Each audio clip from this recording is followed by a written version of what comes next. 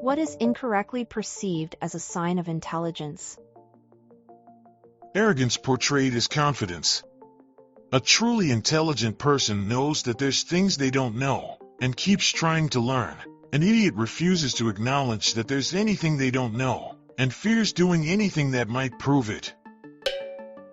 I'm living in China right now, and everyone keeps calling me intelligent as I'm bald and left-handed. Apparently bald is intelligent now. The heat that smart people's brains give off burns off the hair. Cornering people in arguments with bullying tactics and acting like it means they won. The people that say, "Oh sweetie," in an argument. Or do your research. I'm not going to spoon-feed it to you. When someone makes a pretty spectacular claim and you ask them to back it up with a source. Silence. I've been told so many times that I'm thoughtful and a deep thinker, but really, I can't figure out what to say, lol. My girlfriend thinks my silence is me thinking hard or letting her sort her emotions out, but it's really me trying to think of anything to say, but I'm a dumbass. Better to remain silent and be thought a fool than say something and remove all doubt.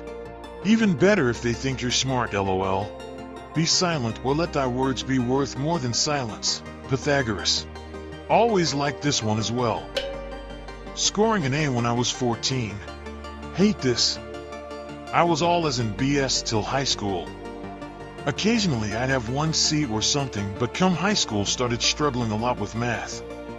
Like ended up needing a tutor for basic high school math. And yet, because I had okay grades into middle school, my parents think I'm super smart, and the only reason I could get a C in a class was not trying. Holy crap, dude, I'm average. Not smart, not dumb, just average. And I'm totally cool with it, but they don't believe me. Ugh, just one more year and college is done. Glasses. It's actually a sad story, but the Khmer Rouge murdered a number of people with glasses in Cambodia because they perceived them as intellectuals.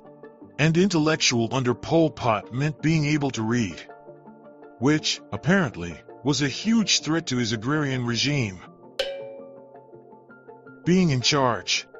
Always maintain a healthy skepticism for anyone claiming to be authority, at least till they prove themselves capable. If someone's in an authoritative position, it should be others that praise them and say how good they are, not themselves. The Peter Principle is a concept in management developed by Lawrence J. Peter, which observes that people in a hierarchy tend to rise to a level of respective incompetence. Employees are promoted based on their success in previous jobs until they reach a level at which they are no longer competent, as skills in one job do not necessarily translate to another. This describes my time working in public education.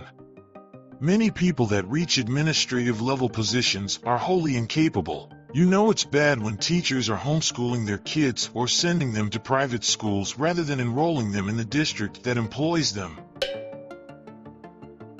Having money. I know someone who is fairly wealthy. He has worked with several billionaires and other wealthy people. He told me that luck is a much more important factor than people realize. Of course, some people work hard, but most are just exceptionally lucky. Also, 9/10 times they are bad persons. There's a lot of research that supports his claim. The actual trait that tracks with wealth the closest is charisma. To clarify how statistics work, being charismatic doesn't mean you will be wealthy. Being wealthy doesn't mean you are charismatic.